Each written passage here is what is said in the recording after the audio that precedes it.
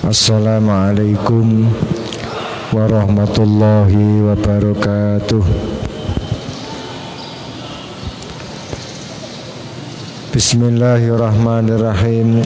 Ila hadratin Nabiyil Mustafa Sayyidina wa Maulana Muhammadin sallallahu alaihi wasallam wa jami'i abaihi wa ikhwanihi minal anbiya'i wal mursalin wa ali kullin wa ashabi kullin wa tabi'in wa tabi'in wa man tabi'ahum bi ihsanin ila yaumiddin wa baqiyati khulafair rasyidin wal a'immati arba'ati al mujtahidin khususan imamana Muhammad ibn Idris as-Syafi'i wa mukhalidan fiddin wal ulama al-amilin wal mukhlisin wal mufassirin wal muhaddisin wa ala sufyati fiddin wa sairal habaibi wal awliyai aina makanu min masyariqil ardi ila magharibiha barriya wa bahriya wa jibaliya wa audatiha thumma ila jami'i awliyai tisabija wa khususan muassisah jamiyah Nahdlatul Ulama wa khususan mu'allifah dal kitab nafa'anallah bi ulumihi bisirril fatihah. A'udzu billahi minasyaitonir rajim. Bismillahirrahmanirrahim. Alhamdulillahi rabbil alamin. Arrahmanir rahim. Maliki yaumiddin. Iyyaka na'budu wa iyyaka nasta'in. Ihdinas siratal mustaqim. Siratal ladzina an'amta 'alaihim ghairil maghdubi 'alaihim waladdallin. Amin. Bismillah, alhamdulillah, wassalatu wassalamu ala rasulillah Sayyidina Maulana Muhammad ibn Abdillah wa ala alihi wa sahbihi wa mawalah wa man tabi'ahu ila yaumil qiyamah. Amma ba'du. Rabbi shrah li sadri wa yassir li amri wahlul 'uqdatam min lisani yafqahu qawli. Ulama ana wa aiza wal afadil, para kiai, para alim, para ibu nyai, hadirin hadirat rahimakumullah. Puji syukur kehadirat Allah Subhanahu wa taala ingkang sampun ngudrahaken kula panjenengan sedaya sonten punika saged istiqomah hadir wonten ing majelisul ilmi, kajian, pengaosan rutin tiap hari selama Ramadan jelang berbuka wonten ing Masjid Agung Baitul Mukminin. Sakeleres wonten ing sonten punika kita akan mengkaji salah satu dawuh dari kitab Nashaihul Ibad Imam Ibnu Hajar Al-Asqalani yang disarai oleh Imam Nawawi. Salawat beserta salam kita haturkan kepada baginda Rasul Muhammad sallallahu alaihi wasallam beserta seluruh keluarga dan sahabat beliau, dan mudah-mudahan kita senantiasa mendapatkan syafaatul uzma baik ketika kita masih hidup di dunia, terlebih nanti ketika kita sudah di akhirat. Amin Allahumma amin. Saya ambilkan dari Al-Babus Sulasi, dari bab yang ketiga. Ini makalah yang kedua. Wal maqalatu tsaniyah an Abi Bakrin Siddiq radhiyallahu an salasun la tutraku bisalasin. Al-ghina bil muna was-sababu bil khidab was-sihhatu bil adwiyah. Hadirin hadirat rahimakumullah, di makalah yang kedua dari bab ketiga kitab Nashaihul Ibad lil Imam Ibnu Hajar Al-Asqalani, didatangkan dari apa yang telah disampaikan oleh sahabat Abu Bakar Siddiq radhiyallahu an. Sayyidina Abu Bakar pernah mengatakan bahwa tidak ada tiga perkara yang tiga perkara ini tidak bisa diganti atau dicari dengan 3 perkara. Wonten 3 perkawis yang ini mboten saged dihasilkan dari 3 perkara lainnya. Napa niku? Ternyata yang pertama adalah al-ghina bil muna. 1, niki penting. Niki penting dawuhipun Sayyidina Abu Bakar dan syarat dengan zaman. Sampai kapanpun kelihatannya dawuh ini masih tetap berlaku. 3 pertama, yang pertama adalah tidak bisa dihasilkan sifat sugih kaya dengan apa? Dihasilkan dengan angen-angen goroh atau muna. Muna niku bindomil mimi jam'u munyatin. Maksudnya apa niku? Nggih angen-angen tok niku jenenge muna. Minatin, munyatin, ya, jamak saking lafadz munyatin, muna. Wonten tiyang bercita-cita untuk kaya, tapi hanya sekedar cita-cita, dikengken nyambet damel mboten purun, aras-arasen atau tidak tenanan, mboten serius. Ini ya termasuk bagian dari munyah. Nah, ini dawuh dari Sayyidina Umar melepaskan diri bahwa segala sesuatu teng donya niki tentu sudah ada yang mengatur. Nggih, teng donya niku wonten sing ngatur, tapi niku dilepaskan dari arah tersebut. Artinya Sayyidina Umar niku sedang memberikan motivasi dumateng sinten kemawon bahwa sesungguhnya sifat kaya itu tidak dapat diraih dengan cara hanya berharap. Niki napa Sayyidina Umar niku mboten paham tauhid, sugih melarat niku wis dicatat Gusti Allah, wis ditentukan Gusti Allah. Ampun supe lho nggih. Sayyidina Umar niku termasuk awalus sahabat sing sepuh yang memeluk agami Islam. Beliau niku sahabat utamanipun Gusti Kanjeng Nabi, dari kalangan sepuh orang pertama kali yang langsung taslim datang Gusti Kanjeng Nabi. Bahkan dalam peristiwa Isra Mi'raj sekalipun, di saat kaum muslimin para sahabat itu masih ada yang meragukan, begitu Sayyidina Abu Bakar mendapatkan cerita itu langsung taslim. Lho niki berarti napa? Sayyidina Abu Bakar itu dalam persoalan tauhid niki luar biasa. Pun mboten wonten sing ngungguli di antara para sahabat. Tetapi toh begitu, ternyata Sayyidina Abu Bakar ini kita tetap mengingatkan bahwa tidak ada orang akan merasakan kaya jika dia hanya berpangku tangan. Nah, ini sebuah motivasi. Ini maksudnya motivasi. Pun, ini tidak perlu diterangkan dawa-dawa, insya Allah nggih pancen ngoten.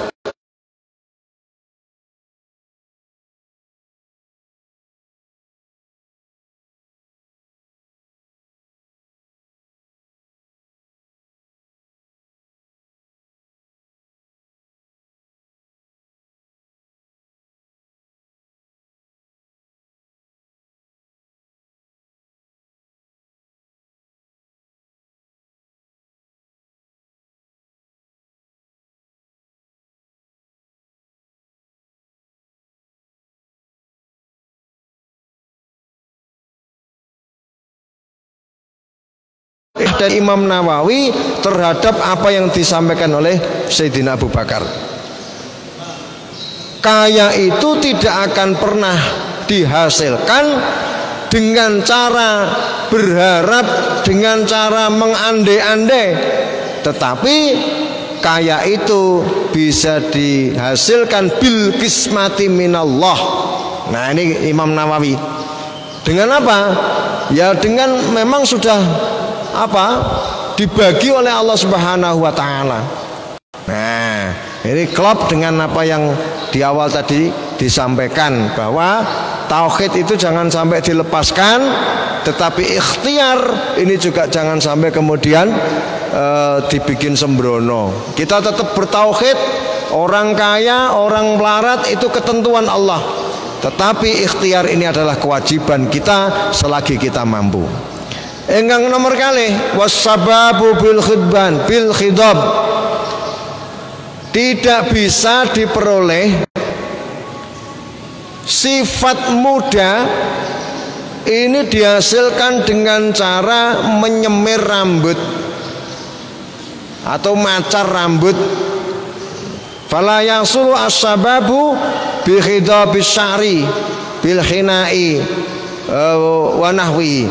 Maka tidak dapat kita itu menipu usia, tidak bisa kita menipu haliyah. Tiang niku lek mbon sepuh mboten saged diapusi.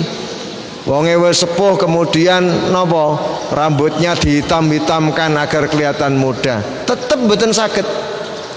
Sing ireng niku paling-paling ya mek rambute tok, tetapi sifat tuanya ini tidak bisa ditutup-tutupi.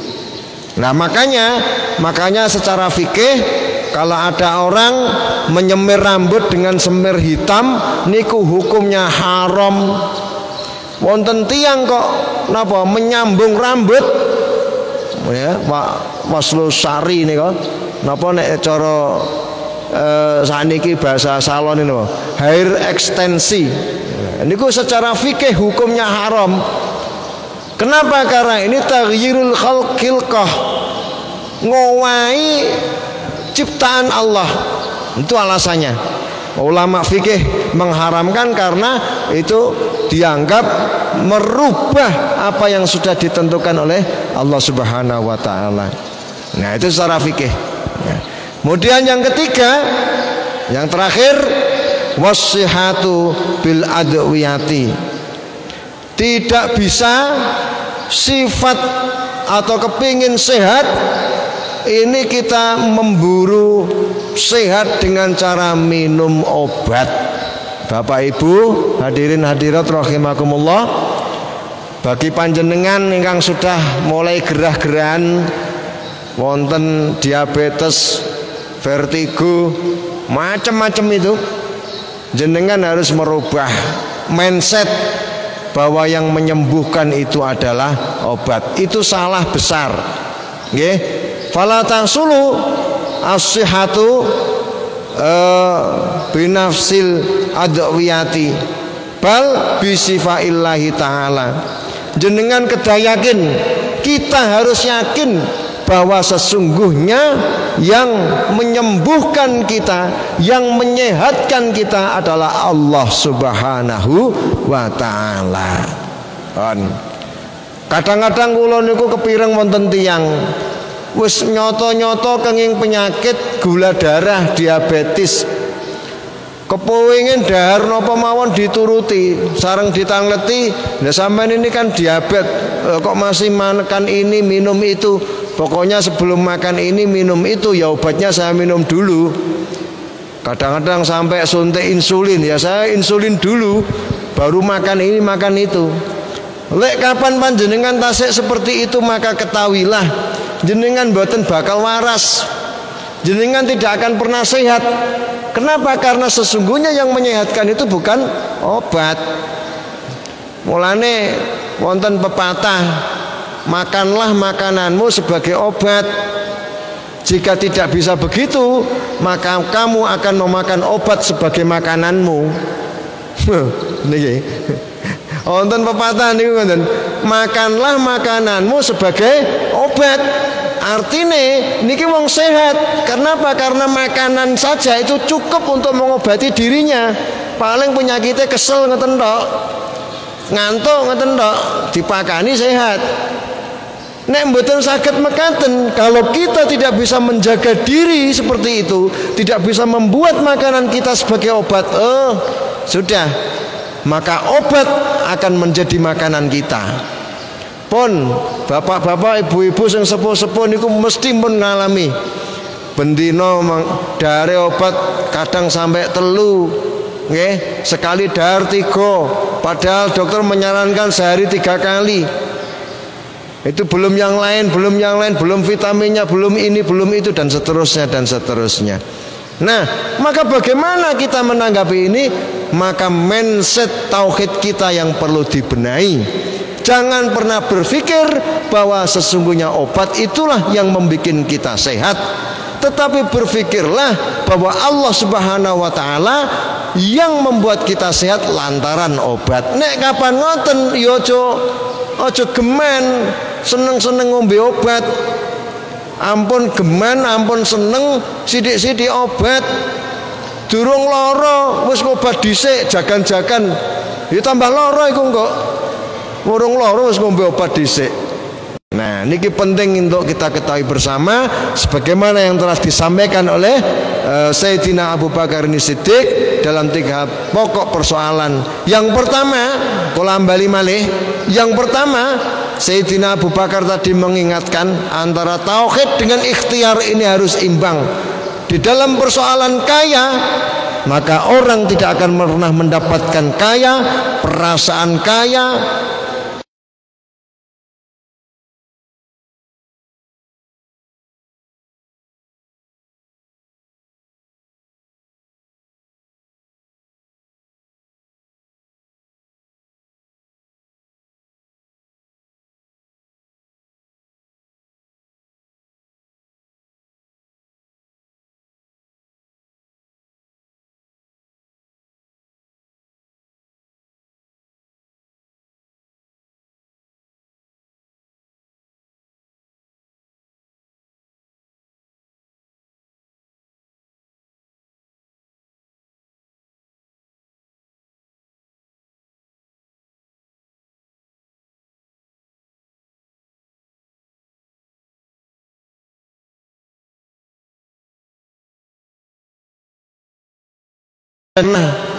orang itu bisa menggantikan sifat muda dengan cara merubah fisik orang.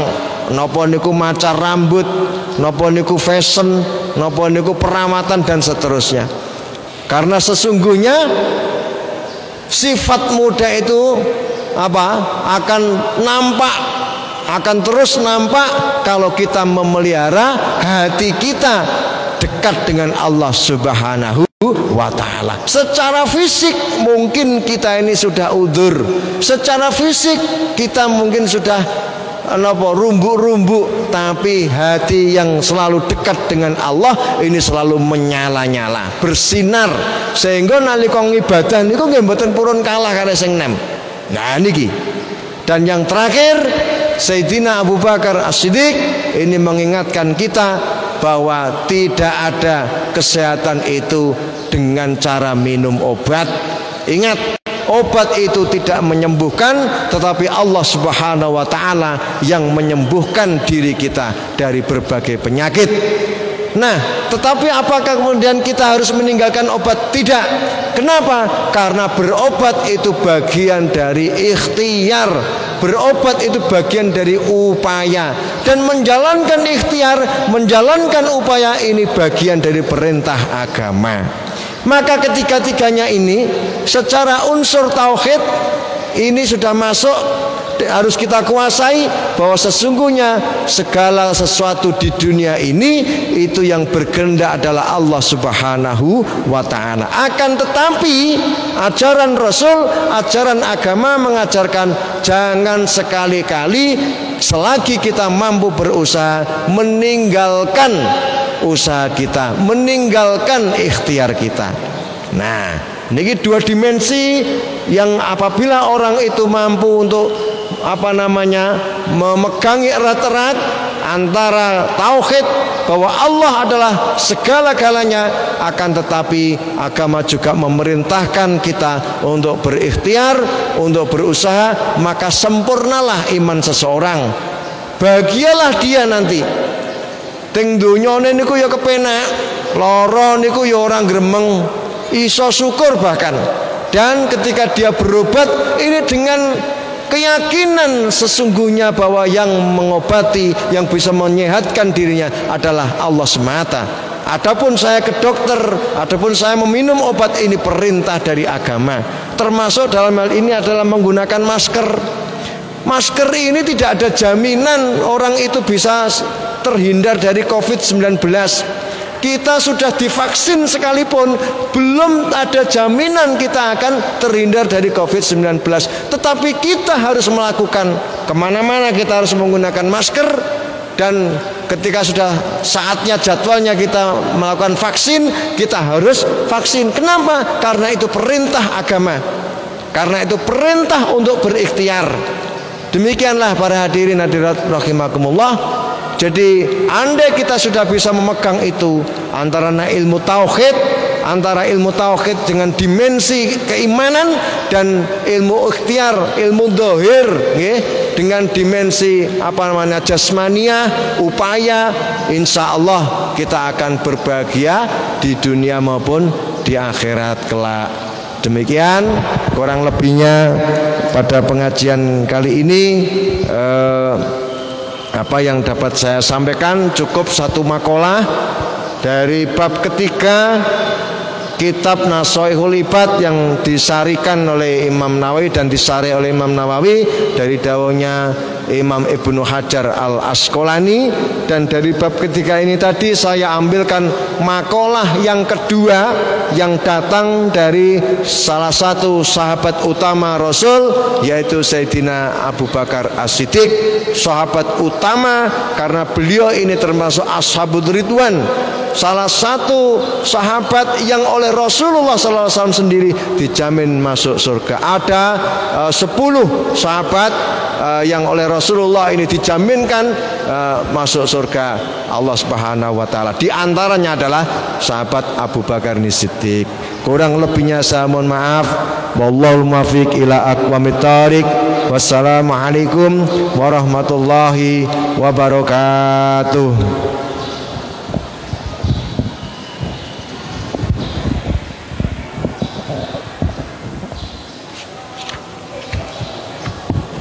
Kirang minat.